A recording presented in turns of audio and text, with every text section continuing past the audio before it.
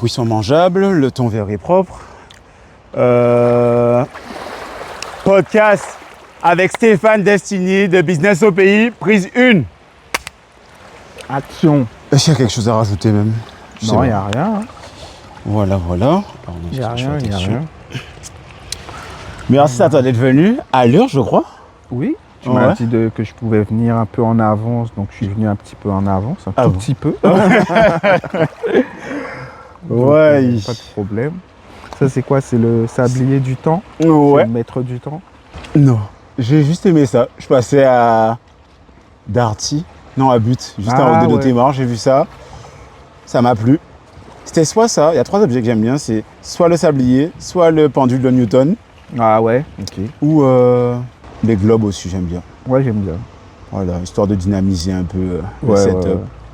Ah ben c'est cool. C'est En fait, un accessoire en plus. En fait, c'est marketing, hein, c'est le fait de garder l'auditeur attentif. Genre, il se dit, c'est un petit détail, mais le fait qu'il y ait un mouvement, il se dit, on y est presque. On est à la fin. Tu vois, ça le retient. Ouais. Et donc, c'est un peu ça. C'est des petits détails. Cool. C'est cool, j'aime bien.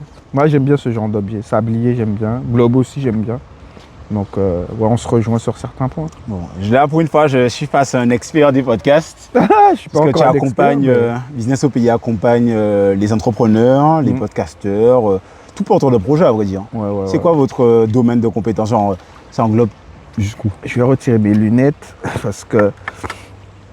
Donc, notre domaine de compétences, on le veut très large. Mais pour le moment, on s'est axé vraiment sur tout ce qui est réseau social, communication digitale. Parce qu'aujourd'hui, j'ai commencé Business au Pays avec ma femme. Je suis toujours avec ma femme. Là, je suis en train de me constituer une équipe pour pouvoir justement avoir plusieurs secteurs d'activité et pas être que sur le 100% digital. Ce que nous, c'est vraiment accompagner des entrepreneurs à 360. Donc que ce soit un entrepreneur qui vient de démarrer, un entrepreneur qui a peut-être 5 ans, 6 ans, mais qui a du mal à faire progresser son entreprise, comme un entrepreneur qui est déjà successful, mais qui va arriver à un autre niveau. Qui veut scaler aussi son business. Voilà, qui veut scaler son business. Donc c'est ça notre objectif final, entre guillemets, parce qu'il n'y a pas vraiment d'objectif final. Le but, c'est d'accompagner un maximum de personnes de chez nous à arriver justement à leur sommet, parce qu'on parle de succès, mais souvent le succès, c'est indépendant à soi-même. On va dire mon succès, ce ne sera pas le tien, ce ne sera pas celui d'un autre. Donc ta vision du succès, ce n'est pas la même chose. Peut-être que ma vision du succès, c'est avoir plein d'argent et plein de villas. Et toi, ta vision du succès, c'est d'avoir justement la paix. La paix, tu vois. Donc chacun son succès. Donc nous, notre objectif, c'est de comprendre les gens et de les amener vers leur succès. Ok. Oui, ça, moi, je me suis posé une question. Est-ce qu'un artiste est un entrepreneur? Et est-ce que, du coup, un créateur de contenu est un artiste? Et par extrapolation, est-ce qu'un artiste même est un entrepreneur? De base, un artiste, c'est un artiste. Donc, il est là pour l'art, etc. Mais aujourd'hui, si un artiste veut véritablement vivre de ses œuvres et de sa passion, il doit devenir un entrepreneur ou il doit se rapprocher de quelqu'un qui va lui permettre d'avoir des fonds pour pouvoir continuer à faire ses œuvres tranquillement sans se prendre la tête, tu vois. Et est-ce que Business au Pays accompagne les artistes aussi? Business au Pays accompagne les artistes, donc c'est notre objectif, c'est ce qu'on veut faire et montrer surtout, pour le moment ce qu'on fait c'est surtout de sensibiliser et d'éduquer justement les artistes, les créateurs de contenu, les sportifs aussi, afin de leur montrer qu'aujourd'hui, grâce à l'image que vous avez, et là je parle vraiment des artistes de musique et les sportifs, quand tu commences à être connu, tu commences à avoir une image que tu peux monétiser. Tu peux créer des business, tu peux faire de l'investissement, tu peux faire du merch, tu peux faire énormément de choses quand tu as une image de marque forte. Et aujourd'hui, je trouve que nos artistes et nos sportifs, comme on dit terre de champion, mais à la base, on est terre de champion dans le sport et la musique, même si on est terre de champion dans beaucoup d'autres choses. Mais aujourd'hui, ce que nous, on veut montrer aux artistes et aux sportifs, c'est qu'aujourd'hui, vous avez des images de marque fortes et vous pouvez capitaliser un maximum pour justement créer des business et faire de l'argent sans vous prendre la tête, en fait. Ok. Donc, je me posais la question parce que je me considère plus comme un artiste, comme un entrepreneur, même si en soi, j'ai aussi une vocation de gagner de l'argent. Et parfois, quand on m'explique qu'il faut que je fasse ça comme ça pour gagner de l'argent. C'est des bons conseils, hein. Mais je me dis, mais c'est pas le rôle, c'est pas fait pour un artiste. C'est comme j'ai pas cette fibre-là. Il faut éviter de tendre. Il faut pas forcément que l'artiste tende vers l'entrepreneuriat, genre il perd le pourquoi il a commencé. Genre s'il est là pour la beauté de l'art et que maintenant il commence à vouloir chiffrer telle chose, ça dénature peut-être son art. Mais bon, ça dénature son art, oui et non. Ça dépend comment tu le fais. Parce qu'un artiste, ça reste quelqu'un qui crée des œuvres, que ce soit des œuvres physiques ou audiovisuelles, etc.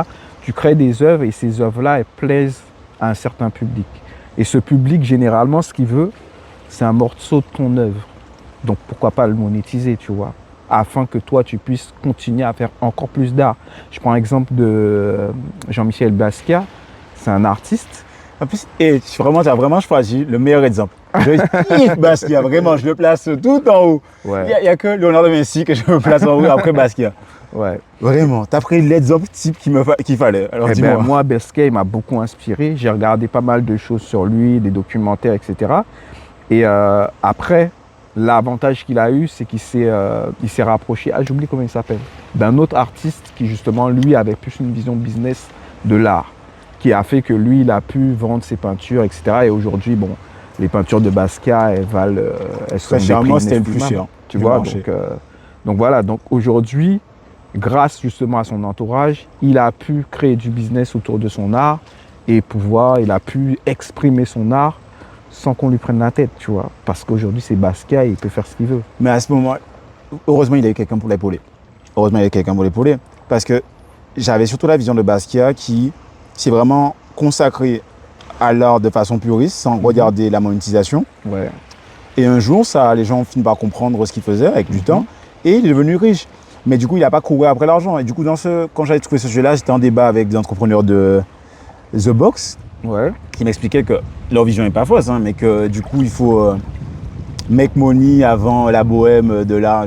Et tout. Et du coup, moi, je comprenais leur point de vue, mais comme moi, je me considère plus artiste qu'entrepreneur. Et j'ai pensé à ça, et j'ai pris comme exemple Basquiat. Je lui ai dit, mais ok, être pragmatique et chercher à avoir un gagne-pain au jour le jour ou de manière plus proche, faut pas trop idéaliser, se projeter trop dans l'avenir utopiste, tellement on se projette loin des fois. Ouais. Du coup, je leur disais, mais je prenais l'exemple de Basquiat. Basquiat était pauvre, très pauvre pendant des années, jusqu'à ce que son art devienne. Il se perfectionne tellement et que il touche au saint graal de la création. Ouais. Et du coup, tout de suite, sa valeur, il est passé de 0 à un tableau qui valait 0 selon les gens, à 100 000 ou au plus, tu vois. Beaucoup plus, ouais. Donc, des fois, il ne faut pas forcément chercher à rentabiliser tout de suite. Il faut peut-être accepter le fait dans le domaine de l'art, d'être précaire pendant très longtemps, jusqu'à ce que du coup, tu sublimes ton art et que tout de suite, tu passes de 0 à 100 000. Et pas forcément vendre un tableau à 100 €, un tableau à 1000 €, puis crescendo. Exact. Il faut vraiment se fermer dans sa grotte, travailler.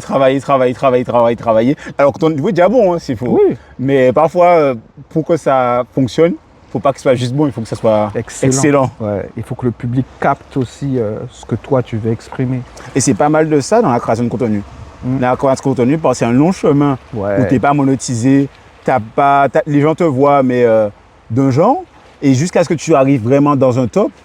Et là, du coup, enfin, on t'envoie des lauriers. Genre, c'est un long tunnel. Un tunnel sans fin, tout seul. Ah, c'est ça. Hein. Mais c'est exactement... Bon, aujourd'hui, avec TikTok, c'est beaucoup plus rapide. Ça a aidé, la monétisation d'ailleurs de TikTok. Ça a aidé Instagram, qui ne nous paye pas pendant des années. Qui ne paye toujours pas. Et de toute façon, ils ont dit qu'ils ne vont pas payer. Donc, techniquement, Instagram appartient à Facebook. Facebook paye, donc... Mais la paye de Facebook, c'est pas grand-chose. Je crois que tu t'es mal renseigné. Enfin, pour moi, c'est pas grand-chose par rapport à TikTok et YouTube. Après, je sais pas, j'ai déjà vu des gens monétiser, mais c'est des gens qui sont là depuis longtemps. C'est 1,40 € les 1000 vues sur Facebook. Oui, mais pour faire des vues sur Facebook, faut par contre, c'est autre chose. Là, c'est autre chose, effectivement. C'est pas pareil. Oui, là, c'est autre chose. Pas TikTok, même YouTube Short, tu fais plus de vues que sur Facebook. Oui, non, si on part de là, oui. Donc voilà, donc la monétisation, elle est meilleure au niveau du RPM, mais pour faire des vues, c'est chaud, tu vois. Ouais, on est tout à fait d'accord. Donc oui, après... vu sur le papier, mais il faut être stratégique, tu vois.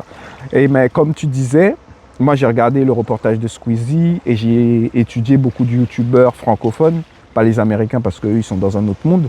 Mais quand tu regardes Squeezie, il a commencé par une passion, personne ne croyait en lui, tout le monde voulait qu'il arrête, les gens ne comprenaient pas, même ses parents ne comprenaient pas ce qu'il faisait.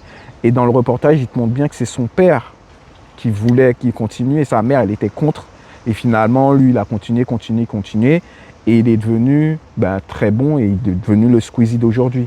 Mais ça veut dire que quand tu es dans l'art, on va dire, il faut que tu sois OK avec le fait que tu vas avoir une traversée du désert de ouf et que tu dois te concentrer sur ta passion, etc. Et un entrepreneur pur ne peut pas comprendre ça. Parce que l'entrepreneur, lui, il est là pour make money, tu vois. Ouais. Et quand tu es là pour make money, il faut que tu trouves le moyen de make money le plus rapidement possible. Ce que tu expliques là, c'est exactement ce que j'ai ressenti à la conférence de boxe. Ils étaient dans le vrai, hein. Mais j'ai l'impression qu'ils ne comprenaient pas que c'était pas pareil. Ça se ressemble un peu, mais c'est pas la même finalité. Ouais. Et le pire, c'est qu'aujourd'hui, tu as beaucoup d'influenceurs, entrepreneurs qui te font, c'est pas miroiter, c'est possible, hein, mais qui te font comprendre qu'aujourd'hui, tu peux faire de l'argent en 15 jours, en 30 jours, etc. Tu peux devenir millionnaire en moins de 6 mois, tout ça. Donc quand toi, nouveau entrepreneur, t'entends ça, toi, tu veux être millionnaire en 6 mois, en 1 an. Mais la réalité du terrain, c'est pas ça en fait. Et ça, c'est un truc qu'il faut dire à la plupart des gens qui se lancent.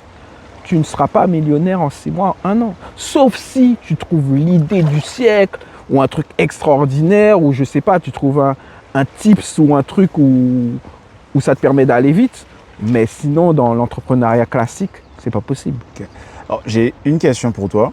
Je te la pose, on la répond juste après, il faut que je déplace mon tel. Okay. Selon toi, l'entrepreneur se doit d'être pessimiste ou plus optimiste? Pour moi, il doit être optimiste. Attends, on prendra le temps de développer ça. Ok. Trop de...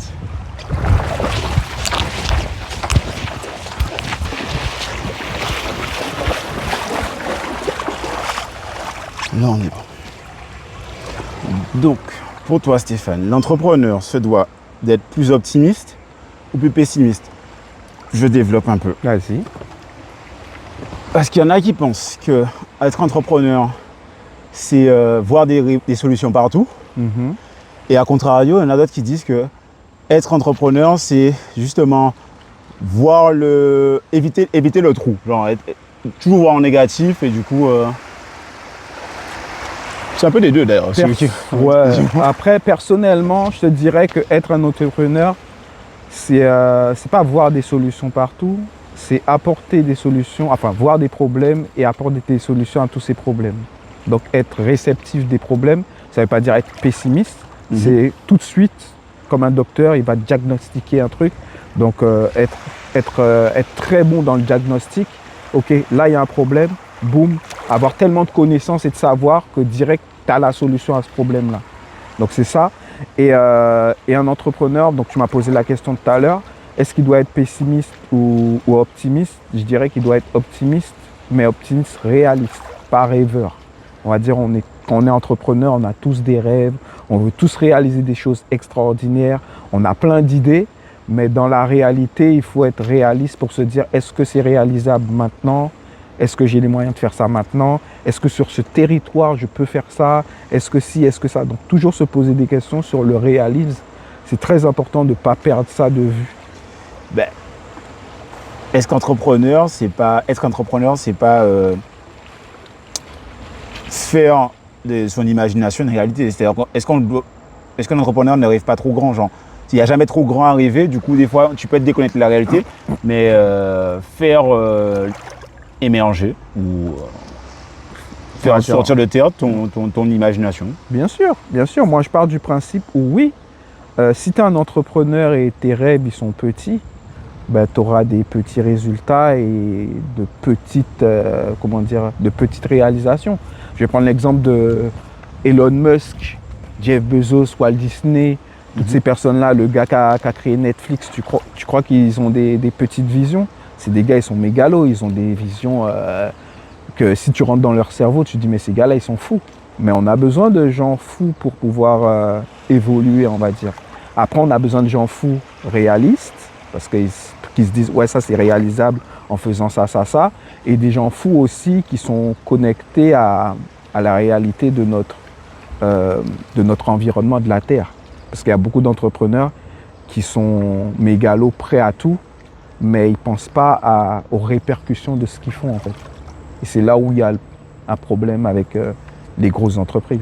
Alors, il y a un sujet qui nous concerne directement en Guadeloupe, qui nous concernera peut-être dans les 10 ans à venir, la Thermie.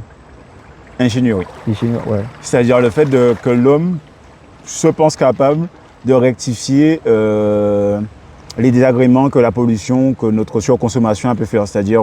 Je pense que l'entrepreneur ne peut pas lier à tout parce qu'on est des êtres, on va dire, dotés d'une intelligence extrême.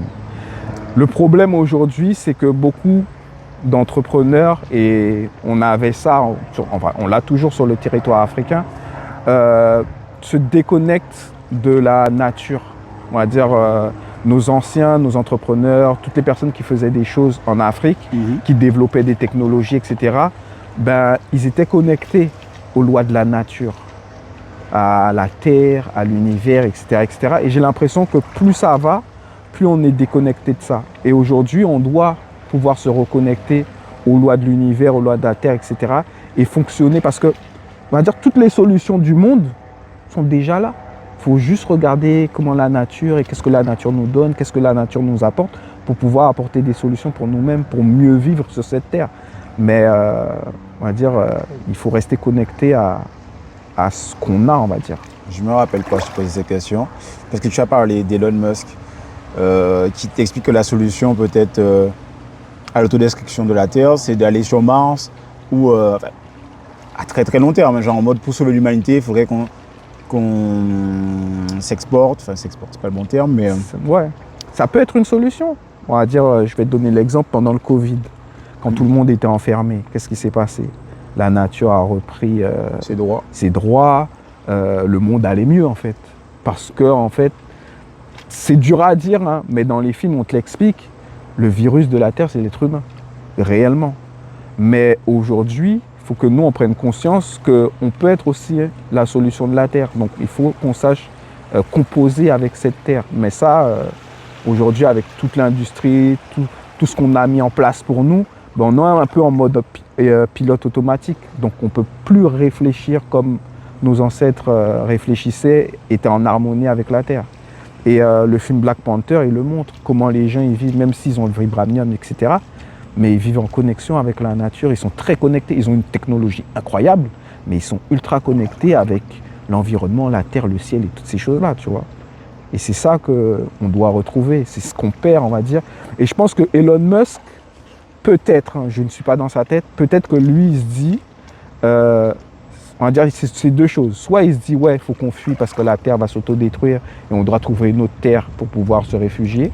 Ou soit il se dit, on doit partir pendant un moment pour que la terre retrouve ses droits et qu'on retrouve une terre neuve parce que la terre, elle va se guérir d'elle-même si on reste peut-être, je sais pas, 20 ans, 30 ans sans l'occuper, on va dire. Peut-être. Après, je ne sais pas ce qu'il veut faire. Je ne suis pas dans sa tête. Mais pour moi, il y a deux solutions. Soit la fuite, soit le fait de laisser la terre à un moment se reposer pour qu'elle puisse se régénérer. Autre chose sur l'entrepreneuriat, c'est le fait qu'il y ait beaucoup d'appelés et peu d'élus. Mais on parle encore moins du fait que même quand on a un business qui fonctionne, combien sont ceux qui durent dans la durée, enfin, qui tiennent la route, c'est-à-dire qui passent le cap des 3 ans, qui passent le cap de la transmission à leurs enfants. Ouais. Et là, on a lancé la micro-entreprise, enfin l'État a permis le nouveau... Ouais, les micro-entreprises. Voilà, ce nouveau format, c'est pas un format, mais ouais, c'est le nouveau statut. Voilà. Donc il y a beaucoup de personnes qui veulent se lancer. Et c'est tout aussi bien. Hein. Mais déjà, qui va tenir la première année, qui va tenir 5 ans, qui va tenir 20 ans. Et j'ai l'impression que être entrepreneur sur une très longue durée, ça devient miraculeux. Combien d'entrepreneurs ont réussi à faire 40 ans et à transmettre à leurs enfants sur 3 générations et compagnie. Le pourcentage n'est même plus à 1% là. Souvent, on est sur Instagram et TikTok, on aime bien dire oui, seulement 1% va réussir. Oui, ils vont réussir cette année, oui. Ouais. Mais dans 5 ans, ça va donner quoi? On va dire ça, c'est bon, c'est les lois de l'univers de toute façon. On va dire tout le monde ne peut pas réussir. Donc il faut qu'il y ait un tri qui se fasse. Ensuite, il y en a qui vont réussir bien et il y a l'élite. C'est comme dans le foot, dans le sport, dans la musique et tout. Ce qu'on te montre le plus, les plus visibles, c'est l'élite. Mais l'élite, c'est quoi? C'est 0,1%, tu vois. Donc Ouais, si tu mets ça sur 10 ans, ça devient encore plus bas que 0. Voilà.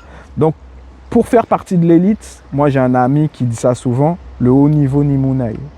Donc, pour être au haut niveau, il faut te préparer à être au haut niveau. Et se préparer au niveau, ça veut dire être prêt à faire certains sacrifices, prêt à t'entraîner 2 fois plus que n'importe qui, maximiser sur tes dons, donc apprendre à te connaître, etc. pour savoir comment tu peux t'améliorer, quels sont tes points faibles, comment améliorer ces points faibles-là, etc. pour pouvoir devenir le meilleur. Il faut être un compétiteur, il faut penser long terme, il ne faut pas dire « ouais, demain, je vais faire ça ». Il faut dire « ok, c'est un processus, si ça prend 3 ans, ça prend 3 ans et je suis ok avec ça ». Il faut se détacher des résultats immédiats parce qu'un résultat immédiat, ça va te faire du bien, mais ce n'est pas ça qui te fait avancer. On va dire, comme il y a beaucoup d'entrepreneurs qui le disent, et c'est une vérité, il n'y a rien de plus beau que le voyage. La réussite, on va dire quand tu as ta médaille, etc., c'est juste une récompense de tout ce que tu as fait. Il faut être OK avec ça. Et après, il y a des entrepreneurs aussi qui n'ont pas cette vision de transmission non plus.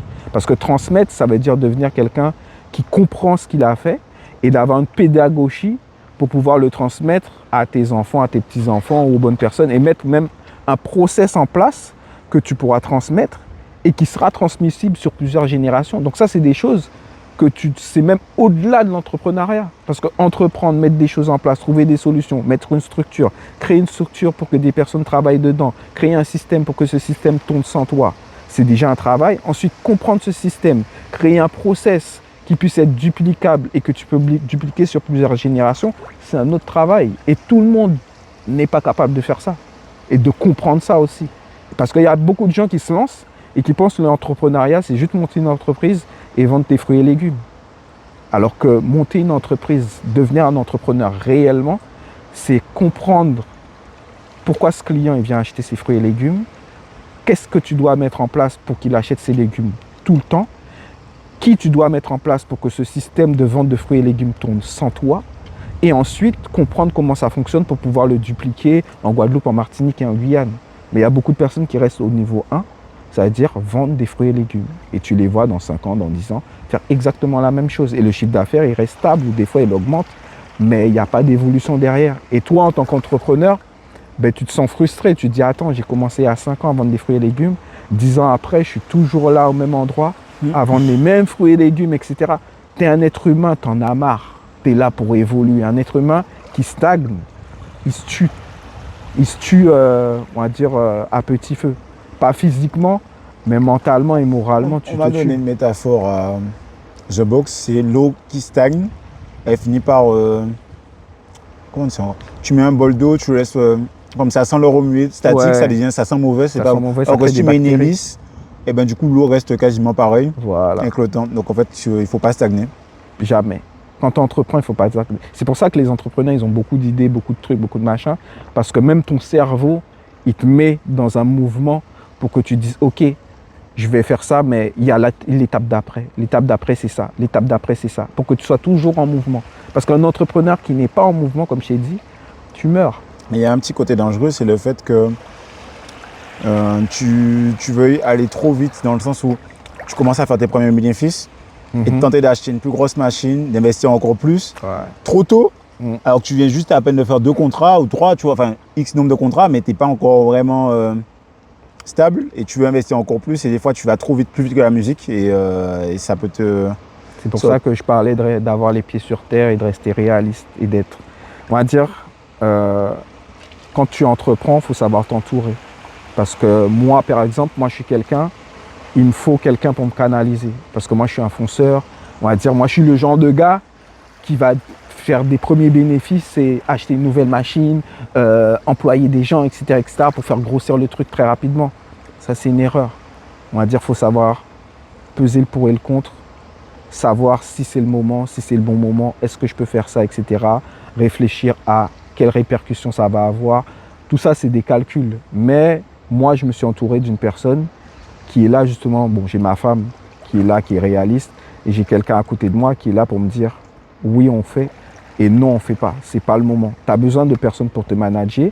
Il y a des gens qui sont justement dans le management, mais qui ont besoin d'une personne pour les pousser à avancer.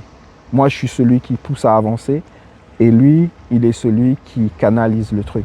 Et c'est important, ça crée de bonnes équipes. Ok. Je comprends la dynamique, et de toute façon, une métaphore un peu bizarre, mais même dans les courses de chevaux, il y a toujours un cheval qui en avant pour tirer, tracter les autres, et une autre pour pas qu'ils aillent à côté. Chacun a son rôle, mais ça perd l'édifice. Ouais, clairement. Regarde Steve Jobs. Steve Jobs, c'est le fonceur, etc. Et il y avait, comment il s'appelle? Il y avait son bras droit. On va dire tous les gros entrepreneurs ont toujours un bras droit qui reste généralement un peu dans l'ombre, tu vois. Mais ce bras droit-là, il est hyper important. Parce que s'il n'est pas là... Mais le but, à terme, c'est de devenir assez bon pour faire les deux. Ça, c'est le must. Ouais, j'étais en train de réfléchir à ça. Moi, généralement, la personne qui m'inspire le plus et tout, c'est un ami qui s'appelle Mathéo. Je trouve des sujets de podcast en discutant avec lui, je trouve des idées un peu...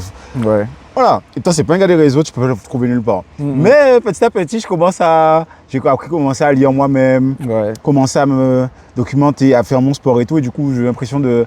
Peut-être qu'un jour, je pourrais enfin... pallier les deux. Ouais. Mais toi, tu es le genre de personne, j'ai remarqué, que tu aimes bien faire tes trucs tout seul, tout seul. Mais il faut savoir qu'à un moment, si tu veux passer à certains niveaux, il va falloir que tu t'entoures. Ouais, ben s'entourer en Guadeloupe, ça c'est un autre sujet. Ça c'est. Je sais. Mais moi, juste 30 secondes encore. Je m'inquiète tellement du soleil. Ouais. Il faut, hein. Mais ça, c'est toute une problématique. Là. J'ai testé pas mal d'agences, pas mal de prestataires, pas mal de je sais pas quoi. J'ai eu le temps. J'ai une expertise. Hein. Sur ce point-là, j'ai une expertise. J'ai testé 3 agences de communication. Ouais. 3 problèmes totalement différents. Bomboclat. Oh la pluie. Je sais pas. Attends, qu'est-ce qu'on fait? On va attendre. Bon. Elle est comment? Ça arrive dans quel sens? Dans ce sens-là, je sais pas si... De toute façon, ça n'a pas duré longtemps, ça c'est sûr. C'est un nuage, ça. Là, c'est un gros nuage, mais c'est un nuage. Bomboclat. Bon, let's go. Après, par rapport aux agences de communication, je vais te dire la vérité, il n'y en a aucune qui est prête. Sauf peut-être Palm Agency. Ouais, Palm Agency. Ouais, Palm Agency, ouais. Mais après, Palm Agency, c'est le haut niveau. Oui, voilà, on est d'accord. Donc, c'est la Ligue des Champions chez nous, tu vois. Abrite-nous, je fouille, hein. Ouais. On devrait être bon. Palm Agency, c'est la Ligue des Champions. Donc, moi, j'aime beaucoup ce qu'ils font. J'ai que de bons retours. Hein. Ouais. J'ai interviewé 2 de leurs créateurs. Et les retours qu'ils m'ont fait, mais comme ça, ils me vendent du rêve. Je les écoute. Quand je les écoute, c'est incroyable. Je suis là comme ça. Comment tu fais? Non, mais ils ont un bon réseau. Ils sont bien établis. Ils se mettent même pas en avant. Non. Parce que, hormis si on m'avait parlé d'eux, là, je sais pas, sur les réseaux, j'étais pas au courant. Moi, on va dire, comme je suis un chasseur d'entrepreneurs, donc j'ai cramé qui c'était, tu vois, parce que j'ai cherché, etc. Mais j'avoue qu'ils se montrent pas. Hein. Et pourtant, ils sont très bons. Ils sont jeunes en plus. Je sais même pas qui. C'est même pas. C'est un couple. Il faut que je les retrouve, mais c'est un couple. Ils sont jeunes et ils ont des bonnes connexions et voilà. Franchement, ils décrochent des bons contrats pour les créateurs, les humoristes. Et ben ça, par contre, ça aussi. Il faudrait que la création de contenu elle commence à se diversifier un peu. Parce que là, aujourd'hui, les influenceurs, c'est que de l'humour. La plupart, c'est des humoristes. Ah oui, ceux qui mangent le mieux, c'est les humoristes. Voilà. Oui, ça c'est sûr, c'est pas un débat. C'est Rodman, c'est Mac le Buzz, etc. Mais quand tu regardes, même en France, hein, encore une fois, je prends même pas l'exemple des États-Unis. Juste la France. Les humoristes, c'est pas les plus gros. On va dire, c'est pas le haut du panier. Le haut du panier, c'est bon, la Bona Squeezie, Michou, Inox. Moi, je les trouve pas drôles pour le coup. Mais c'est pas des humoristes. Ok. Mais ils sont pas dans la catégorie humoriste. Ils sont dans la catégorie youtubeur ou streamer, si tu veux. Mais c'est pas du tout des humoristes. Mais ici, les hauts du panier, c'est humour. Oui. Si ça marche, et que les gens sont contents. Alors, le client est content, le peuple est content. Oui. Pourquoi ça devrait changer à vrai dire? Est-ce que des fois, il ne faut pas rester, un truc fonctionne, un truc est bon? Est-ce que ça, c'est pas un problème des entrepreneurs? Vous voulez toujours changer les choses qui fonctionnent déjà? On peut toujours mieux faire, c'est ça que tu vas me dire? Voilà. Ah, ça y est, je te vois venir. Mais non, mais si tu vois mieux ailleurs, c'est-à-dire qu'aujourd'hui, ici, c'est l'humour qui marche, mais ailleurs, tu vois que c'est le streaming, c'est le YouTube, c'est ci qui fonctionne. Tu te dis, mais pourquoi ici, ça ne peut pas fonctionner en fait? Parce qu'on n'a pas de YouTubeurs. Au niveau 100% local, hein. Je ne parle pas des YouTubeurs de chez nous qui ont explosé là-haut, comme Ashley, Balou, ou Parody Bro, ou des gens comme ça, tu vois. Donc eux pour moi, c'est des youtubeurs français. Oui, mais c'est logique. S'ils ne collaborent pas forcément avec les locaux ici, ils ne sont pas forcément ici non plus, bah, ça n'a plus forcément de rapport. Ils ont un bon petit emblème dessus sur les Antilles, mais c'est pas forcément raccord. Mais il y a un petit bout de soleil qui est venu en Martinique, mais ça ne fait pas d'elle une youtubeuse martiniquaise, on va dire. Pour l'instant. Parce que comme elle s'est installée ici, elle va peut-être faire plus de choses en rapport. Ouais. Peut-être. Mais son succès, il est basé en France. Ouais. Ça aussi, c'est un autre sujet parce que tu vois que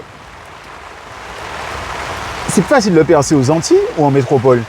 Parce que moi, je dirais que ici, comme il y a le bouche à oreille, il y a beaucoup de compagnies, s'il fait boule de neige, donc une fois que quelqu'un sort sa tête du lot, son épingle du truc, ça va crescendo. Donc il gagne l'abonné assez vite. Il gagne un socle solide parce que ici, il y a l'effet d'écho, genre tout le monde va être, voilà. Et après, tu peux partir à la conquête de la métropole. Mon Dieu, mais on est vraiment là.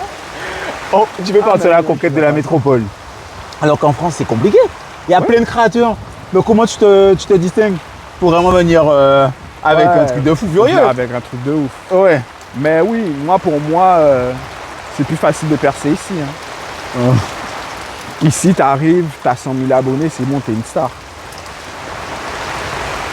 Peut-être, j'ai jamais pensé à ça, mais ouais. C'est une réalité. Moi, je pensais plus à termes d'audience. Pour moi, un bon créateur de contenu, c'est une question, ça. Bon, ça va être vraiment du tout le truc, enfin, cette partie-là. Mais pour toi, un bon créateur de contenu, il a quoi comme audience? Un bon créateur de contenu, il a quoi comme c'est-à-dire? Ouais, en termes de stats, c'est quoi un bon créateur de contenu déjà de base même? Un bon créateur de contenu, c'est un créateur de contenu qui apporte de la valeur à son audience. Ouais. Et en apportant de la valeur, tu crées justement de la réciprocité. Donc les gens, ils sont attentifs à ce que tu fais, ils réagissent, etc. C'est quelqu'un qui a beaucoup d'interaction avec sa communauté. Mais pour un client, c'est quoi un bon créateur de contenu? Parce que les clients pensent souvent que abonné veut dire le must de la création. Genre tu viens qu'un million, enfin peu importe le chiffre, tu viens qu'un gros nombre d'abonnés, une grosse communauté, ils pensent que ça fait tout. Non, en fait, le problème, un bon créateur de contenu pour un client, c'est même pas le créateur de contenu le problème. Parce que le créateur de contenu, il a une communauté et il va t'envoyer du trafic. Toi, en tant que client, tu dois analyser ce créateur et savoir est-ce que l'audience de ce créateur de contenu, est-ce qu'il y a des potentiels prospects à moi dans ce créateur de contenu-là. Donc tu dois déjà faire une première analyse. Ensuite, deuxième chose que beaucoup d'entrepreneurs ne font pas, c'est l'acquisition client. Et ça, j'en parle tout le temps. Je vois même pas ce que ça veut dire. L'acquisition client, ça veut dire comment tu fais passer un follower, un follower ou un prospect, comment tu le transformes en client. Par quel tunnel tu le fais passer pour qu'il devienne un client. Ça peut être soit tu as une boutique en ligne, donc page de vente, le gars il se transforme en client, soit tu lui dis exactement où tu es, pas approximativement, mais exactement où ta boutique elle est pour qu'il vienne et prendre le produit que tu as promotionné, soit par un appel, tu as mis ton numéro de téléphone, soit dans un calendrier ou un truc, et la personne elle prend son rendez-vous, elle a un rendez-vous direct avec toi, et toi, à partir de ce rendez-vous, tu transformes cette personne en client. Ouais. Comment tu acquiers le client? Si tu n'as pas un système d'acquisition, ça ne sert à rien d'aller chercher un influenceur. J'avais une question, mais tu as déjà répondu un peu. Pas exactement, mais on peut en déduire la réponse. Je voulais savoir, en Guadeloupe, être un top créateur, c'est combien d'audience moyenne qu'il faut? Genre, chaque post que tu fais fait tant de stats. En fait, c'est débile parce que si tu fais 10K de vues, mais le 10K de vues, c'est parfaitement raccord avec c'est l'annonceur. Ouais. L'annonceur, il cherche un créateur de contenu. il a la comparaison entre celui qui fait 100 000 et celui qui fait 10 000, mais est-ce que celui qui est 10 000 est parfaitement dans la niche des produits qu'ils vendent? Exactement. Alors, dans ce cas-là, il vaut mieux prendre celui de 10 000. Bah oui. Et ça, il ne vaut pas forcément. Enfin, c'est pas toutes les entreprises qui vont le comprendre, tu vois.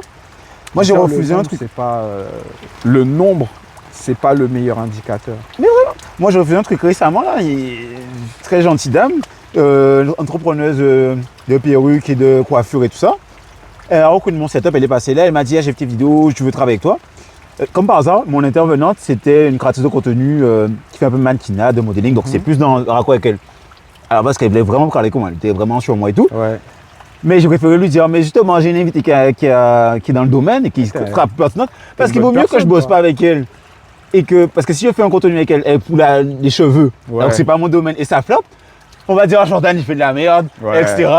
Et après, ça bouche oreille. Tu sais, si tu travailles mal, tôt ou tard, ça va se répercuter sur toi. Donc, il vaut mieux ne pas accepter un contrat parce que ça n'a pas de rapport avec toi. Et toi, t'es logique, c'est bien. Parce qu'il y en a, ils auraient pris le billet. Ouais, tu prends le billet, mais tôt ou tard, ça va il y a après, quoi. Toi, tu penses au long terme, c'est bien. On m'avait conseillé un truc. On m'avait conseillé, quand j'ai commencé les micro-trottoirs, de faire comme Karata. Faire des mèmes, mettre des mèmes, faire des montages. Vraiment de l'humour. Ah, comme le gars de Karata, là. C'est ça. Et moi, j'ai toujours dit non. Mais si c'est pas toi. J'aime pas ça. Hein.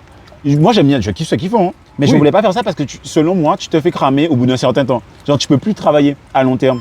Parce que les gens vont fuir, ils vont te voir, ils vont courir, ils vont se dire, ils vont finir en même vivant. Ah, et comme ok. j'avais une idée de rester là au moins 5 ans, 10 ans et compagnie en termes de création de contenu, j'ai pas envie que depuis que les gens me voient avec un micro, Ouais, il court. ils courent.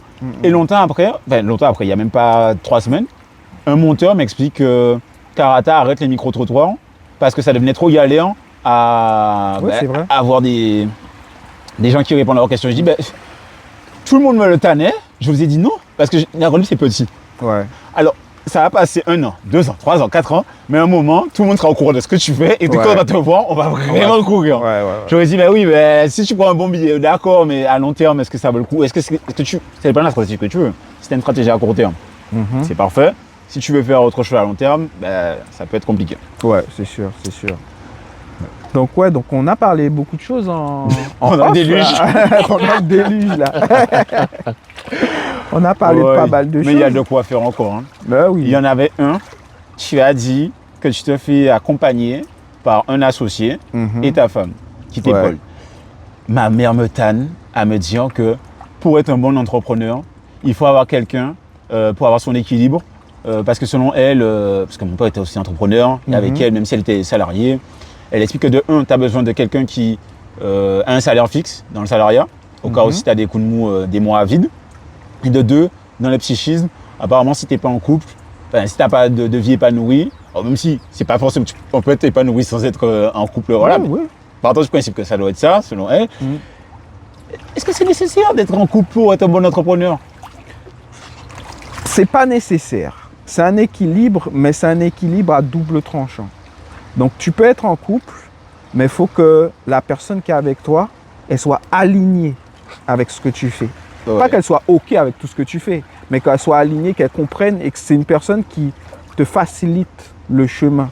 Donc ça veut dire que si tu dois faire un truc, par exemple toi, l'administratif, c'est pas ton truc, elle gère ton administratif comme ça, c'est un truc en moins que tu as à penser parce que tu sais qu'il y a quelqu'un de confiance qui gère, tu vois. Mais comme je dis à double tranchant, si tu as quelqu'un avec toi qui ne comprend pas ce que tu fais, qui ne veut pas comprendre ce que tu fais, qui est à l'encontre de ce que tu fais, c'est une grosse problématique. C'est comme si tu tires un boulet, tu vois. Tu vas par là, mais elle veut pas, on va dire, elle te ralentit, tu vois, malheureusement. Donc la personne qui est avec toi, qui est, on va dire, dans ton entrepreneuriat, elle doit te faciliter la vie. J'en parlais avec Admirati dans la dernière interview. Et il me disait, il ne m'a pas dit clairement, mais j'ai compris que tout ce qui était administratif, etc., c'est pas ce qu'il voulait gérer, tu vois. C'est un artiste, il veut chanter. Et Jessica Campbell, elle était là pour être cette partie administrative, décrocher des contrats, etc., etc. Et lui, tout ce qu'il a à faire, c'est monter sur scène et balancer, tu vois. Donc chacun sa zone de génie. Et quand les deux zones de génie se rencontrent, ça fait des trucs explosifs. Ouais, mais ça, c'est compliqué à trouver. Ça se cultive. Tu peux trouver une femme qui n'est pas du tout dans ça, et au bout d'un moment, ou même un homme, toi tu es une femme, et la femme, tu sens qu'elle a un potentiel, et toi en tant qu'homme, bah, tu sais que tu peux l'aider dans ça, même si je sais qu'il y a beaucoup d'hommes qui ont trop d'ego pour machin, laisser briller leur femme, mais des fois, peut-être que c'est la femme qui va faire briller le couple, et être OK avec ça, tu vois. Est-ce que deux entrepreneurs peuvent être partenaires de business et peut-être pas dans le même business, hein, mais être en couple? Est-ce qu'une entrepreneur et un entrepreneur font bon ménage? J'ai déjà vu ça, ouais. J'ai déjà vu ça, mais c'est la poule aux œufs d'or. Ouais, voilà, c'est un équilibre à avoir, tu vois. Faut savoir, faut apprendre à se connaître, faut apprendre à se connaître ensemble. Faut savoir, faut fixer des temps où vous allez être ensemble et que vous n'allez pas parler business, ou peut-être des temps où vous allez parler business, mais vraiment à plat. Et le business aussi, faut qu'il y ait la partie business, la partie nous deux ensemble en couple, la partie si tu as des enfants, ben, avec les enfants. On va dire faut bien segmenter tout ce que tu fais dans ta vie, tu vois. Mais après, c'est un lifestyle. C'est des choses que tu dois apprendre à mettre en place dans ta vie. Okay. Mais c'est pas, on va dire, c'est pas facile. Je vais pas dire oui, deux entrepreneurs, facile. Non, pas du tout. Parce que deux entrepreneurs, c'est deux égos, deux visions peut-être différentes, deux caractères assez forts parce qu'ils doivent gérer des équipes. Et ça peut faire des étincelles à la maison, tu vois. Et surtout au niveau de l'emploi du temps, hein. Comme tu as dit, il faut trouver le temps pour ce qui allait. Faut pas en vouloir à l'autre parce qu'il est jamais là. Faut pas que l'un ou l'autre fasse des trucs à côté. Donc ça aussi, c'est un autre sujet, mais c'est compliqué, tu vois. C'est un autre sujet. Ne trompe pas. Non, on va dire comme Balou, l'homme noir ne trompe pas. Vraiment. Ok. Est-ce que tu as un sujet que tu voulais aborder? Il y a un sujet que je voulais aborder, qui peut être problématique ou non. C'est moi, mon problème, c'est qu'il y a beaucoup d'entreprises chez nous qui savent pas fidéliser un client. Je m'explique. Souvent, et je pense qu'il y a beaucoup de personnes qui vont se reconnaître dans ça, tu vas rentrer dans un magasin, ou je sais pas, dans un institut, peu importe là où tu vas rentrer, et l'accueil il sera pas top, tu vois. Ouais. Ou alors tu vas acheter un produit, tu voudras un produit, on va te répondre en mode sauvage, non, il n'y a pas. Et on va pas te donner de solution, tu vois. Et toi, en tant que client, tu es venu chercher ton truc, tu vois. Et je trouve que, bon, il y a des entreprises qui sont très bien, tu vois, mais il y a des business chez nous qui sont pas du tout accueillants. Et moi, je suis comme ça, ma femme, elle est pire. Et je connais beaucoup de personnes qui sont comme ça. Si tu les as mal accueillis, soit ils se barrent tout de suite, ou soit ils vont prendre le truc, mais ils vont plus jamais revenir. Ils vont peut-être pas te faire de la mauvaise pub, mais ils vont plus revenir. Et il y en a qui vont te faire de la mauvaise pub. Ça, genre, même sur les réseaux, qui vont faire de la très mauvaise pub. Tu vois, qui fait ça. Vous savez pas quoi. Donc ça, c'est un truc pour moi que les entrepreneurs, les entreprises devraient pallier, parce que en agissant comme ça, ben, tu casses ton parcours client. Donc je m'explique, le parcours client, c'est quoi? C'est tu te bats déjà pour avoir du trafic, des gens qui connaissent ton entreprise, qui puissent venir à l'intérieur et se connecter à ton entreprise. Ensuite, tu te bats pour transformer cette personne qui est un prospect à la base en client, donc une personne qui est prête à t'acheter.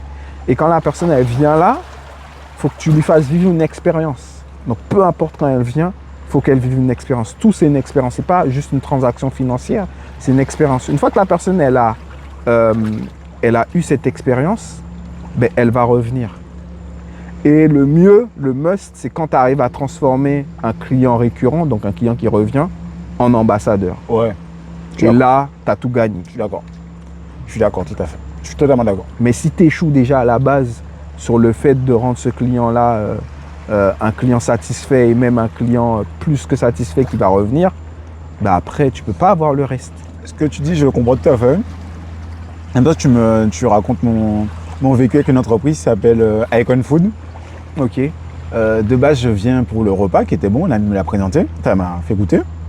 J'aime bien. À chaque fois que je vais manger là, je rigole de ouf avec les gens qui travaillent là. Au point où des fois, c'est même plus la nourriture qui m'emmène chez eux, c'est la discussion, je m'assois là, je rigole. Des fois, je vois d'autres clients qui s'assoient là, on discute. C'est devenu mon petit bar. Alors qu'il y a l'alcool, il n'y a qu'à manger, mais Pour le moment. Cantine. Ça n'a plus aucun rapport avec la nourriture. La nourriture qui est bonne, hein, mais ça n'a plus de rapport avec ça. Et jusqu'à, faut voir que le nombre de gens que je ramène là. Ouais. Et le nombre de publicités, des fois, j'ai fait des stories. Je suis dans le contenu, je suis pas censé faire ça, mais le nombre de stories que j'aurais fait, Ouais. ou le nombre de gens que je ramène, à chaque fois qu'on m'en joue, je sais pas quoi, quelqu'un me pose une question, là-bas, jusqu'à un ami m'a dit, mais attends, t'as des parts dans l'entreprise ou quoi? Ouais. Il m'a dit, mais c'est pas incroyable, à chaque fois qu'on mangeait, là-bas. Ouais. Non, mais j'aime bien en plus. J'ai déjà discuté avec le proprio et il est super sympa. Ah, ils sont tous sympas. Ouais. Ah, mais juste pour te contredire, c'est pas tout le temps la faute de l'entreprise. Parfois, c'est la faute des salariés. Parce que le mec qui crée son business, il a une idée sympa. Lui-même, il est prêt à faire tout ce que tu as dit pour justement gagner plus de chiffre d'affaires. Donc, il va être jovial. Ouais. Mais des fois, il tourne le dos. Et il a embauché la fille qui n'est pas contente ou le garçon. Là, tu as dit un truc Tu très vois pertinent. Et c'est pas sa faute. Quand tu es un entrepreneur, c'est comme quand tu as un enfant. C'est ta responsabilité. Ça aussi. Tu as un enfant, il fait une bêtise. Certes, on va blâmer l'enfant, etc. Mais le fautif numéro 1, c'est les parents. Tu as mal éduqué ton enfant, tu as ci, tu as ça. C'est ta faute si ton enfant il a fait une connerie, tu vois. Dans une entreprise, c'est la même chose. Un employeur, un entrepreneur qui a des employés, c'est pas ses enfants, mais c'est des gens à qui tu as mis une confiance. Donc, dans le recrutement, tu dois faire en sorte de faire comprendre à ces gens-là que si tu accueilles mal le client, nous, ça nous fait perdre du chiffre d'affaires. Parfois, tu leur expliques, mais c'est pas leur Oui, dos. mais dans le recrutement, tu dois déceler, c'est pas facile, encore une fois, qui va être en accord avec ce que tu veux, etc., et qui ne le sera pas. Et pourquoi peut-être des gens qui changent du jour au lendemain aussi. Parce que moi, quand j'étais manager dans un fast-food, il y avait des gars qui travaillaient super bien, mais ils avaient des coups de mou. Donc des fois, moi, je suis très humain, je suis très social. Donc je faisais des petites réunions avec mes équipiers. Je leur disais, ouais, mais qu'est-ce qui se passe, pourquoi, etc. Et je leur demandais, si on vous donne une récompense, est-ce que ça ira mieux? Si on vous augmente votre paye de 30-50 euros, est-ce que ça ira mieux? Si on vous donne plus de reconnaissance, est-ce que ça ira mieux? Dans 60% des cas, les gens ils m'ont dit qu'ils veulent plus de reconnaissance. Quand tu donnes plus de reconnaissance à un employé, ben, il va mieux travailler. Après, si tu augmentes sa paye et si tu lui donnes des petits cadeaux, c'est des combos en plus. Mais déjà, la reconnaissance, c'est un truc de ouf. Et les gens, ils ont besoin de ça quand ils travaillent pour une entreprise. Sentir qu'ils sont importants, sentir qu'ils font quelque chose, ils permettent à l'entreprise de grossir, qu'ils sont importants dans la société, qu'ils ne sont pas juste un rouage comme ça. C'est ce que les gens, ils veulent. Et généralement, et encore plus dans les petites entreprises. Dans les petites entreprises, les gens, ils veulent savoir que eux, c'est grâce à eux que telle ou telle chose se fait. Et pas juste le patron qui prend tous les lauriers. Donc aujourd'hui, il faut que beaucoup de patrons aussi apprennent à partager un peu la lumière avec leurs employés. Et je pense qu'ils leur rendront bien. Après, quand le chiffre d'affaires est meilleur, évidemment, bah, tu fais des petits cadeaux, des petites augmentations. Et ça, c'est un plus. Okay. Partons du principe que l'entrepreneuriat en Guadeloupe, que ça va. Mais s'il y avait quand même un bémol à dire, qu'est-ce qui gangrénerait l'entrepreneuriat en Guadeloupe? Qu'est-ce qui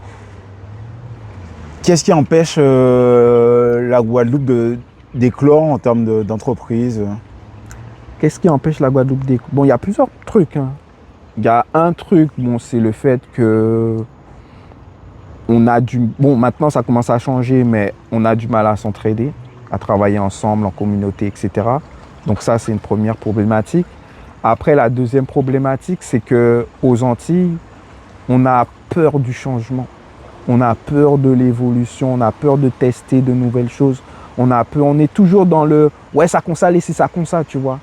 Alors que des fois, il faut évoluer, changer certaines choses pour passer à d'autres niveaux. Mais les gens, ils aiment bien rester dans une zone de confort, mais qui des fois n'est pas confortable, tu vois. Moi, je dirais le manque de sérieux. Après, c'est pas tout le monde, on va dire. On aime bien cataloguer, on va dire, les Antilles sur le manque de sérieux. On aime bien aussi cataloguer les Antillais sur le fait qu'ils sont toujours en retard. On aime bien cataloguer l'Antillais parce qu'on se dit, ouais, tous les Antillais, ils aiment baiser partout, etc. Alors que c'est une partie des gens, c'est pas la majorité, tu vois. Ouais, tu es quand même optimiste, là, pour le coup, parce que Moi, je connais plein d'entrepreneurs qui sont super sérieux. c'est sûr qu'il ne faut pas tout généraliser. Là, tu parles d'entrepreneurs. Je parle de personnes quand même qui veulent créer quelque chose. Ouais. Alors, déjà, d'un côté, il y a les entrepreneurs. Mais quand je parle du sérieux, tu sais, quand je te pose la question, qu'est-ce qui gangrène l'entrepreneuriat?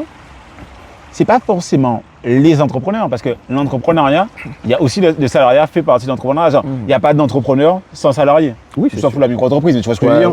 Donc, quand je dis qu'est-ce qui gangrène, ça peut venir du gérant, mais ça peut venir aussi des salariés. Aussi. Mais ça peut venir aussi des petits artisans. Je vais te donner une anecdote.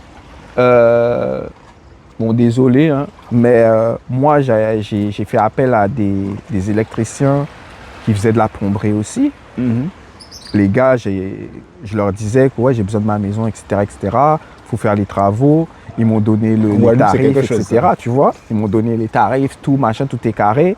Ouais, ok, je viens jeudi, tu vois. Ok, jeudi, je suis là, j'attends 9h, 10h, 11h, personne, tu vois. Donc j'appelle, ouais, ça dit quoi? Pas de réponse. Vendredi, pas de réponse. Le lundi, j'ai une réponse. Et le gars, il m'a dit normal. Ah ouais, frère, Bougou Tchad, dans un mouvement. Et genre, le gars, il était dans un mouvement pendant tout le week-end.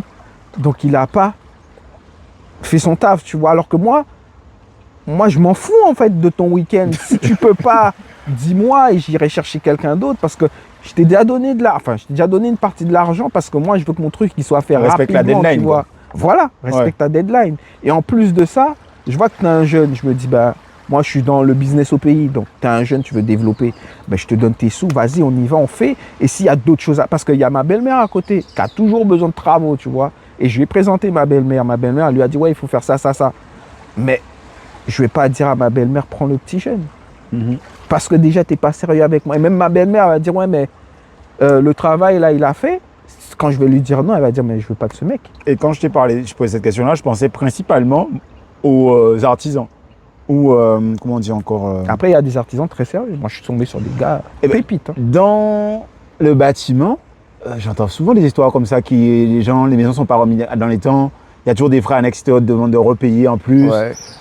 Ma mère, pareil, hein. Ma mère construit une maison à Wayave. Qu'est-ce qui lui arrivait encore? Ça remonte, mais l'entreprise nous avait sorti tellement un truc congolesque. Elle a dit c'est comme ça. C'est une maman, tu vois, elle a pris de chez lui. Je me dis comment ça? Il me dit il n'a pas pu venir depuis une semaine pour une raison absurde et tout. Je dis mais. En fait, quand tu vis en France, quand tu as vécu en France, tu es beaucoup moins tolérant parce qu'en France, je dis pas que il y a des gens pas sérieux aussi en France. Mais vrai. Généralement, les trucs ils sont beaucoup plus carrés, tu vois. Donc quand tu arrives ici et qu'il y a un gars qui te sort un truc bidon et qui n'est pas venu depuis une semaine, tu te dis mais comment frère? C'est pas normal. Tu es pour ou contre que les magasins soient fermés le dimanche en Guadeloupe? Je suis contre. Récemment, je voulais acheter une pièce auto et j'ai toujours pas acheté ma pièce auto. Mais tu me dis fermé le dimanche. Mais il y a des magasins, il y a écrit ouvert de 8h à 19h. À 15h, le gars, il est fermé. Ça fatigue. Ou alors, aujourd'hui, il n'y a aucun truc décrit, mais le gars, il est fermé aujourd'hui. Il a décidé de fermer, il ne te met aucun papier pour dire ouais, fermeture, etc. Aujourd'hui, on est fermé et tant pis pour toi, tu vois. J'en parlais avec ma pote, elle m'a donné la réponse. On est en Guadeloupe. Ouais, mais c'est les us et coutumes. Il faut que tu acceptes. T'es pas en métropole. Je lui ai dit, mais comment ça se fait qu'elle aille? T'es où là? T'es en Guadeloupe. C'est comme ça. Alors voilà, il faut accepter. C'est comme ça qu'on n'avance pas, tu vois. Le truc d'accepter l'inacceptable. Là, on va parler de l'eau, tu vois. Ouais. Moi, grâce à Dieu, etc., aujourd'hui, j'ai une citerne, tu vois. Ouais, il a reversé Dieu pour la citerne. T'es gris, wesh. Tellement c'est le Graal. Mais c'est le Graal, hein, mais oui, c'est vrai, mais c'est le Graal aussi. C'est tellement absurde que ça devient. Oui, c'est absurde de ouf. Genre en mode, c'est. Mais ouais. Le plus absurde, je te le donne. Nous, on a une citerne. Ça veut dire que quand il y a des coupures d'eau, il y a la citerne qui prend le relais, etc., etc. Généralement, quand ils coupent l'eau, des fois, au max, c'est une semaine, tu vois. Et il y a des gens... c'est une semaine de coupure d'eau, t'es sérieux? Il y a des gens, ça dure 2 semaines, 3 semaines. Hein. C'est une réalité que je ne connais pas, Dieu merci là. Mais le paradoxe, ouais. Comment on fait pour accepter l'inacceptable? on parlait avec une nana, et la nana, elle nous a dit, moi, ça va, je suis bien. On prend l'eau chez moi que 3 jours. Comparé aux autres, on leur prend 1 semaine, 2 semaines. Donc moi, 3 jours, ça va. Je dis, mais comment?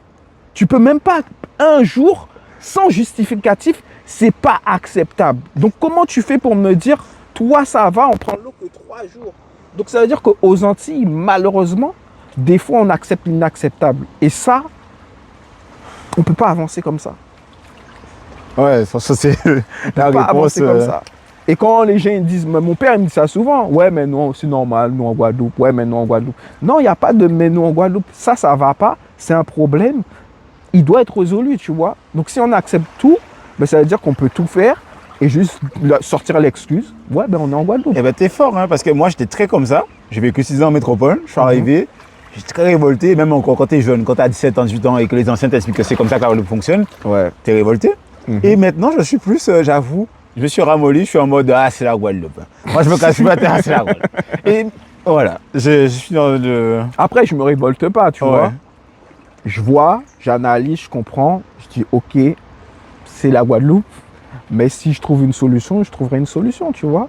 Et après, je suis personne pour changer les us et coutumes des Antilles, tu vois. Si demain, je peux avoir suffisamment d'influence ou de voix ou suffisamment de personnes autour de moi pour changer certaines choses, bien sûr que je le ferai, mais je ne vais pas fournir d'efforts considérables pour pouvoir changer des mentalités. De toute façon, si tu veux le faire, ça ne change pas du jour au lendemain. Et toi aussi, tu dois être carré dans ce que tu fais. Dinos a une citation dans sa musique qui dit avant je voulais sauver le monde et maintenant je veux me sauver de ce monde. Donc en fait, plus tu avances, plus tu montes les sphères sociales, économiques et autres, plus après tu deviens moins humaniste, tu deviens plus détaché. Parce que c'est une réalité. S'il a dit, c'est que c'est une réalité, c'est sa réalité. Est-ce que tu penses que ça se globalise? Il n'y a pas que lui qui pense comme ça. Est-ce que c'est aussi. Il y a beaucoup de personnes qui pensent comme ça. Ouais. Okay. Il y a beaucoup de personnes qui pensent comme ça, de passer à des steps pour ne plus subir la réalité ambiante, tu vois. Donc, il y a beaucoup de personnes qui pensent comme ça. Il y a d'autres personnes qui pensent autrement. Se servir justement de leur influence, leur argent, peu importe, pour pouvoir justement changer 2-3 petites choses. De toute façon, tu ne pourras pas changer le monde ou tu peux changer un petit endroit, tu vois, ton quartier, des trucs comme ça, tu peux le changer, c'est possible, tu vois. Si tu apportes suffisamment de lumière, si tu permets à des gens d'avoir une meilleure vie, etc., tu peux changer certaines choses, mais tu ne peux pas tout changer. Donc, ça, je pense que c'est un peu hors sujet, mais les maires et les élus devraient dire ça dans leur campagne. Quand ils disent le changement va changer les choses. Ouais, mais il faut qu'ils expliquent les détails du contrat. Je vais changer 50%, tu vois 60%, si tu veux. Mais on va pas t'élire. Faut vendre du rêve aux gens. Les gens, ils veulent pas de la réalité. Les gens, ils veulent du rêve. Parce que quand tu vois un maire élu, un nouveau maire et tout au pouvoir, il va changer peut-être le quartier où il a grandi. Il va devenir incroyable. Ouais. Il va peut-être changer sa famille, ses cousins ou son entourage, ça va aussi glow up. Ouais. Mais c'est pas tout le monde, tu vois. Même s'il va essayer de faire au maximum, je dis pas, il n'est pas de mauvaise foi, tu vois, mais il peut pas. En fait, il faut qu'aujourd'hui, on arrête de prendre les maires et les politiques pour des dieux, tu vois. C'est des êtres humains.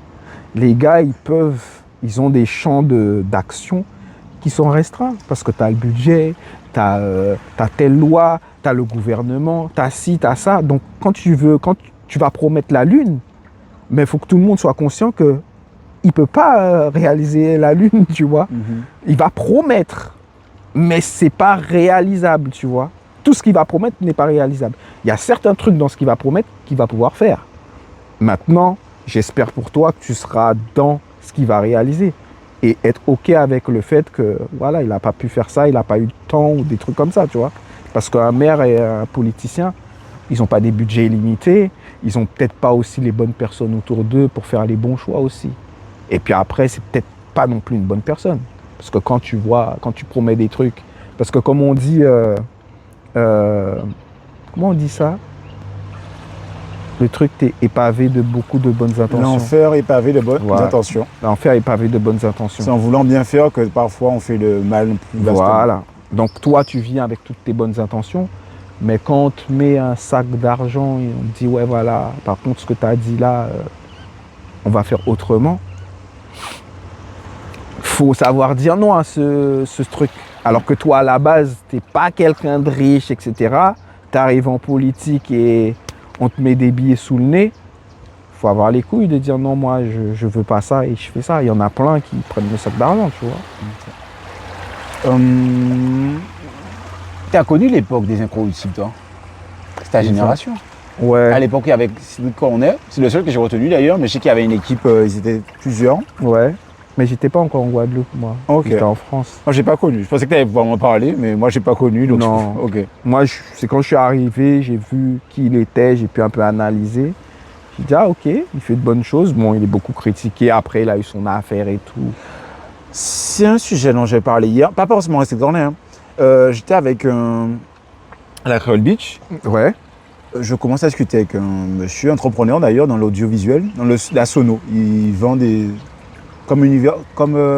connexion. Ah ok. Ouais, bon. Et en gros, il m'explique que il n'est pas d'accord avec Rodrigue Petito.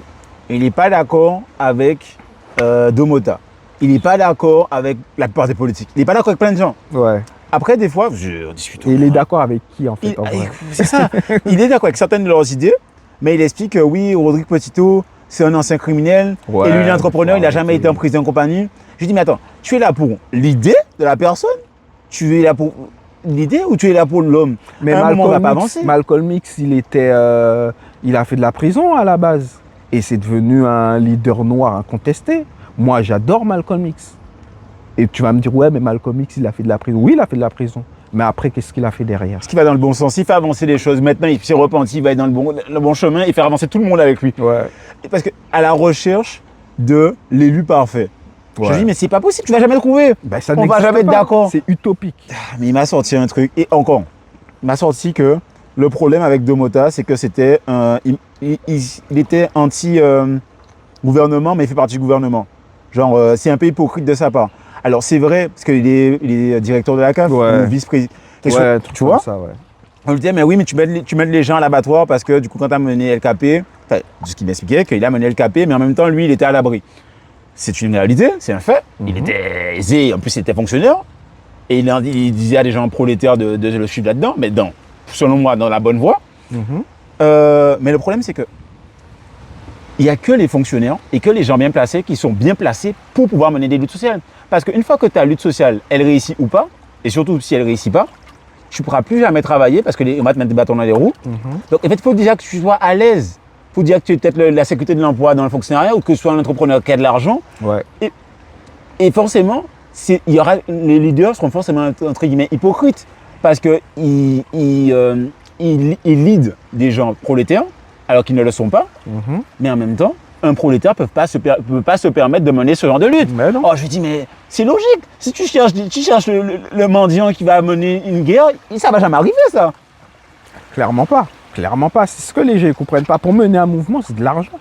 Si tu n'as pas d'argent, comment tu mènes ton mouvement? Juste avec des dons, etc., etc. Ton mouvement, il n'ira pas très loin, tu vois. Donc, tu dois être debout derrière tes paroles. Après, moi, je suis contre les gens qui disent « Ouais, ce qu'il fait, c'est pas bien. Il prend la population en otage, etc. » Pour moi, on va dire, le militantisme, etc., c'est une bonne chose, mais ce n'est pas une fin en soi. Ce n'est pas juste ce qu'il faut faire.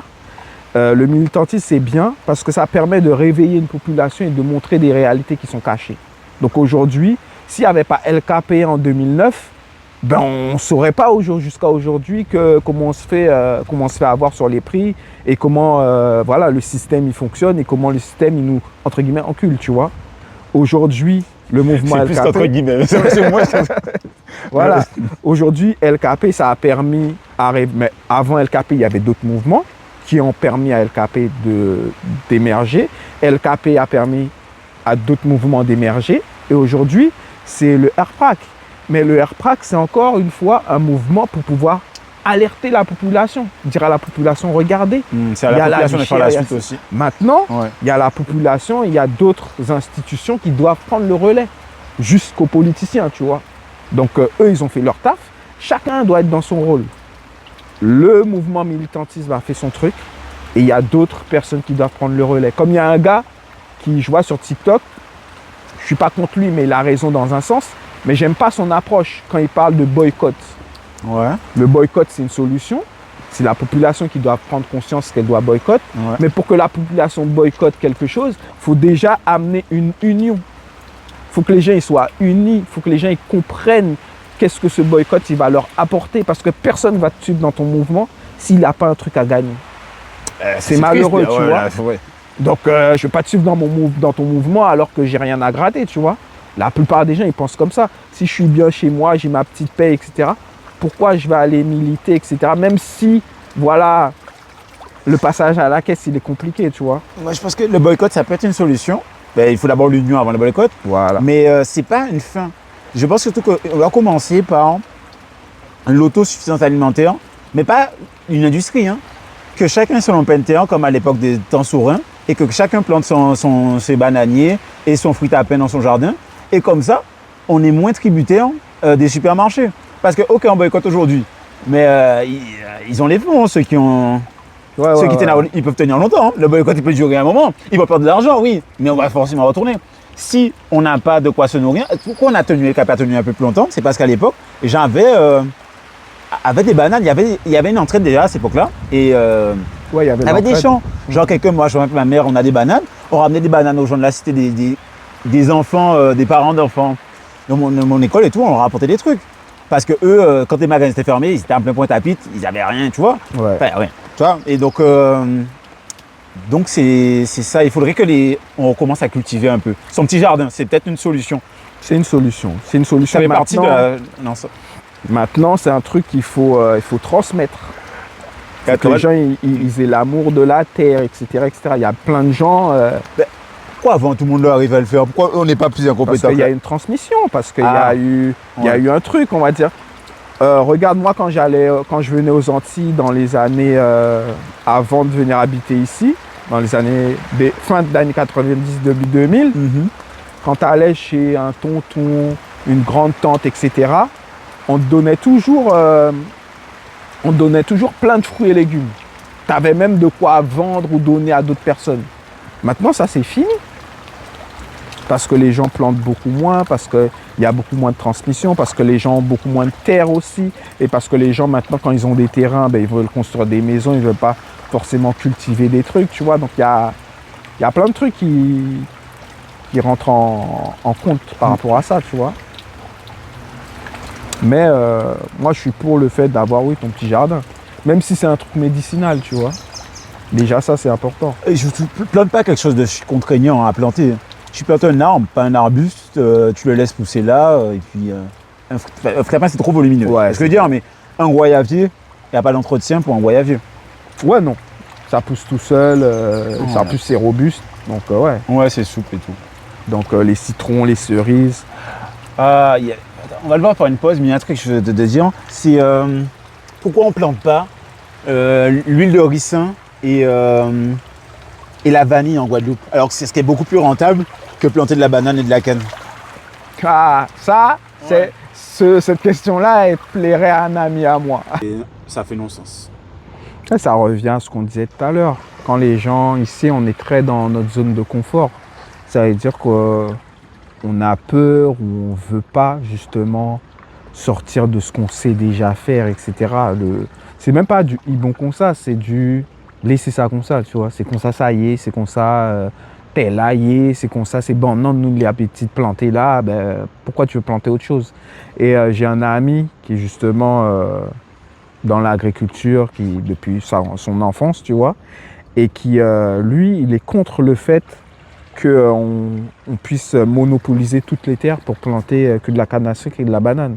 Alors que, comme tu disais tout à l'heure, on peut planter de la vanille et faire beaucoup plus d'argent, tu vois. Vraiment. Donc, vraiment. Voilà, au lieu d'avoir des champs de canne, des champs de bananes pour les mêmes personnes, avoir des champs de vanille qu'on puisse envoyer, qu'on puisse exporter partout dans le monde, tu vois. L'huile carapate, qui est appelée l'huile de ricin métropole, qui pousse limite comme de la mauvaise herbe en Guadeloupe. Ouais. Tu laisses un terrain en friche, tu as une chance sur deux que tu aies un champ d'huile de ricin. De l'huile de ricin, ouais. Et ça se vend très cher. C'est très demandé. Et le marché n'est même pas encore saturé. Il y a encore une croissance des produits capillaires. Ouais, clairement. Donc pourquoi on plante ça comme ça? Et si tu as une volonté de nourrir, des fois on te dit oui, mais la banane et la canne à sucre, ça peut nourrir entre guillemets les Guadeloupéens en partie. Ben, si c'était ça, on aurait fait des champs de fruits à pain. La question serait réglée, c'est une question d'alimentation. Ouais, ouais, c'est sûr, c'est sûr. Non, mais c'est juste qu'il y a un système qui est déjà établi, qui fonctionne d'une certaine manière, et il y a trop de personnes qui sont dans ce système-là pour pouvoir le changer, tu vois. Pourquoi on maintient les subventions uniquement pour la banane et la canne à sucre? Il y a des subventions aussi pour l'agriculture en manière générale, mais elles sont plus fortes dans ces deux secteurs. Enfin, pas secteurs, mais tu as compris. Pourquoi? Parce qu'il y a des gens, parce qu'il y a des consortiums qui sont très puissants et entre guillemets, soudés dans ces secteurs-là. Le secteur de la banane, ce n'est pas une seule personne, c'est plusieurs consortiums, etc., qui font poids. Donc quand ces gens-là ils vont parler, mais ils parlent beaucoup plus fort qu'un gars ou peut-être un petit groupe de gars qui veut planter de la banane, de la vanille aux Antilles, tu vois. Peut-être que je pense trop négatif, mais selon moi, il y a une volonté étatique de laisser l'Antille dans la médiocrité. Aussi. Parce que si on arrêtait de subventionner ces deux produits, naturellement, les entrepreneurs, les agriculteurs, ils se seraient penchés. Pourquoi ils ne plantent pas autre chose? Les agriculteurs plantent la banane et la canne à sucre? Parce qu'ils savent qu'ils auront des fonds européens. Oui. Demain, on aurait des fonds européens. Naturellement, l'idée va leur venir de nulle part. Plantons de la vanille, plantons l'huile de ricin. C'est les subventions. Et c'est après, il y a des subventions pour l'innovation. De laisser les Antilles. Parce que si demain, on devient une grande puissance économique avec ces produits qu'on a cités avant, ouais, on sera trop indépendant. Clairement. On aura déjà une bonne autonomie, après on pourra amener vers ça. Et donc du coup, autant nous laisser dans notre bêtise de continuer à planter les mêmes choses. Aussi, hein. Aussi. Pour moi, c'est fait exprès, c'est pas un hasard. Après, il y a beaucoup de choses qui sont faites exprès pour nous laisser dans ce qu'on est. On va dire, c'est pas juste ça, on va dire, tout le système est établi pour qu'on reste dans ce qu'on est. Je pense que la poire, il faut la couper en deux. D'un côté, les subventions sont faites pour nous pousser à aller dans la mauvaise direction. Mais c'est aussi le choix des Antillais d'accepter les subventions et de continuer à planter la banane et la canne à sucre, sachant que ce n'est pas forcément le secteur le plus lucratif et qui ne va pas forcément nourrir les Guadeloupéens en temps de grève ou en temps de quoi que ce soit, de famine. Donc c'est la faute bien des deux, de l'État mais aussi du Guadeloupéen. La faute de l'État, oui, parce que, bon, oui et non, parce qu'eux, ils donnent des subventions et libre à toi de les accepter ou non. Et la faute des Guadeloupéens, moi je pense que c'est plus notre faute à nous Guadeloupéens. Aujourd'hui, si on établit certains chiffres, le calcul il est vite fait. Un champ de bananes et un champ de vanille, qu'est-ce qui rapporte le plus? La vanille, tu le sais. Ouais. Maintenant, les gens, comme je t'ai dit, qui ont entre guillemets le pouvoir et qui vont aller chercher les subventions pour continuer le marché de la banane, ben, ils sont beaucoup plus nombreux. Et eux, ils ont déjà leur habitude. Comme je t'ai dit, c'est une question d'habitude. Les gens, ils sont habitués de génération en génération à avoir des champs de bananes, à planter des bananes, etc. Les gens ils vont dire, mais laisse ça, viens pas nous emmerder avec ta vanille, tu vois. Nous, on ne maîtrise pas ça. Nous, on maîtrise la banane et la canne à sucre. Ta vanille, on n'en veut pas parce qu'on ne maîtrise pas ce truc-là. Donc, si toi, demain, c'est à toi, faut qu'il y ait un groupe demain qui puisse venir, peut-être sans subvention, parce que je pense qu'il y a des subventions pour l'innovation agricole. Donc, ils disent, OK, nous, on prend 1 hectare de terrain. Nous, on va planter de la vanille, de l'huile de ricin, comme tu veux, des noix de cajou, des trucs comme ça, qui se vendent très cher à l'international. Et eux, ils vont créer un groupe qui va être beaucoup plus puissant, ou même l'équivalent, de tous les planteurs de bananes. Et là, le marché va se retourner. Mais il faut qu'il y ait déjà des acteurs qui partent, entre guillemets, de rien pour pouvoir changer les choses. Et là, on verra plus de vanille ou d'huile de ricin ou de cajou planté aux Antilles que de la banane. Parce que j'avoue, la banane aujourd'hui, c'est pas ce qui nous fait plus vivre que ça, tu vois. Ouais, ça n'a pas de sens, hein, parce que la banane, en plus... Elle a perdu de la valeur, ouais. Etc. Donc, et les champs de canne à sucre, moi, on m'a donné les chiffres. Les gens qui ont des champs de canne à sucre, ils ne vendent pas leur canne à sucre hyper cher, tu vois. Les agriculteurs vivent des subventions. Voilà. Vraiment. Donc, je ne connais pas bien le milieu, mais voilà. Ils sont pas... Il y en a qui sont très très bien, hein, mais là, c'est plus mais il y en a plein qui sont pas très bien, tu vois, qui survivent. Donc oui, maintenant, il ne faut pas être réfractaire au changement. je trouve que, et ça j'en parle souvent à mon père, je lui dis la même chose, je lui dis mais toi tu es trop réfractaire au changement. Et il y a beaucoup d'antillais qui sont comme ça. Mon père lui il ne peut pas voir un truc électronique, il est anti-internet. Mais aujourd'hui, tout se fait avec le téléphone, avec des applications, avec des trucs. Donc il est piégé dans son truc. Et je lui dis mais si tu n'étais pas réfractaire au changement, aujourd'hui tu aurais pu gérer ça, ça, ça. Mais comme tu es réfractaire au changement, il y a plein de trucs, plein de choses que tu ne comprends pas, que tu sais pas utiliser, qui fait que voilà, tu es un peu, limite la société te jette un peu dehors, tu vois. Et dans notre communauté, on a beaucoup de personnes qui mènent un peu le game, mais qui sont réfractaires au changement.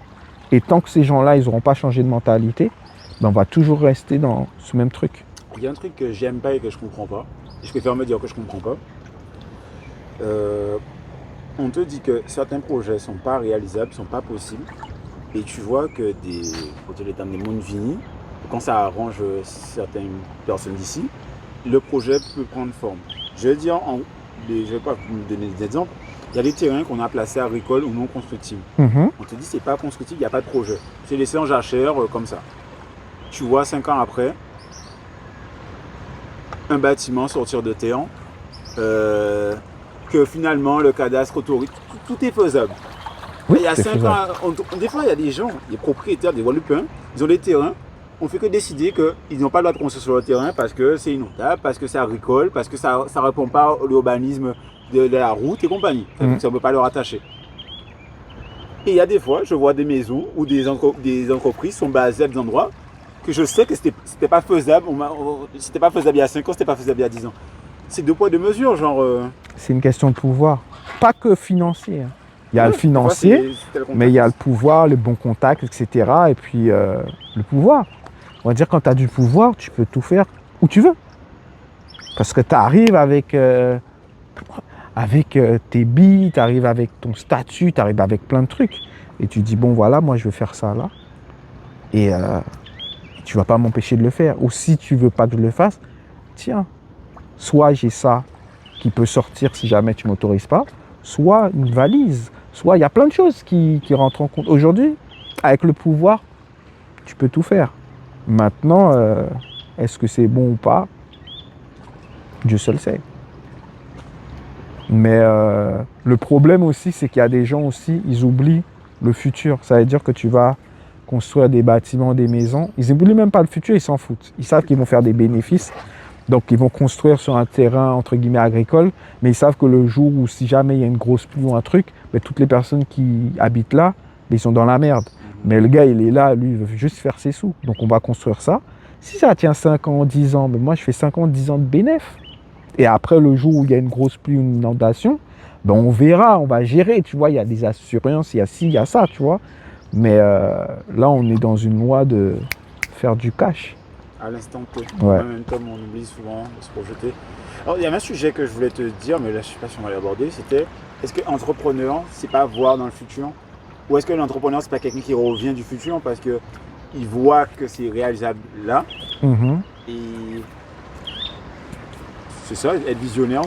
C'est être visionnaire, c'est pas voir ou venir du futur. C'est avoir des visions, on va dire. Des visions du futur. Tu viens pas du futur, mais tu as des visions du futur. Tu as des visions de « Waouh, ça peut se faire. Comment je fais pour le réaliser ?» Donc, comment tu construis? Qu'est-ce que tu construis pour arriver jusqu'à là? Mais généralement, un entrepreneur, il est généralement visionnaire et il rêve souvent. Et souvent, ces rêves, je ne vais pas dire que c'est des rêves prémonitoires, mais ils sont tellement proches de la réalité que tu te dis que c'est réalisable. Même si tout le monde va dire non, c'est pas possible, mais toi, tu l'as ressenti tellement fort que tu te dis, mais non, mais c'est possible en fait. Mais comment je vais le faire maintenant? Il faut trouver les bonnes arbres, il faut construire ton chemin jusqu'à ta vision. Eh bien, on est bon sur ça. Yes, yes. Merci beaucoup de ton courage. Ben, merci. Merci à toi pour l'invitation. J'ai beaucoup apprécié échanger avec toi. Et puis, j'espère à une prochaine. Je t'inviterai dans mon podcast. Moi, je ne suis pas entrepreneur. Je me définis artiste. Ouais, ben, en tant qu'artiste, il n'y a pas de problème. Moi, j'aime discuter avec les entrepreneurs, les talents et les artistes. Pour moi, c'est la même chose.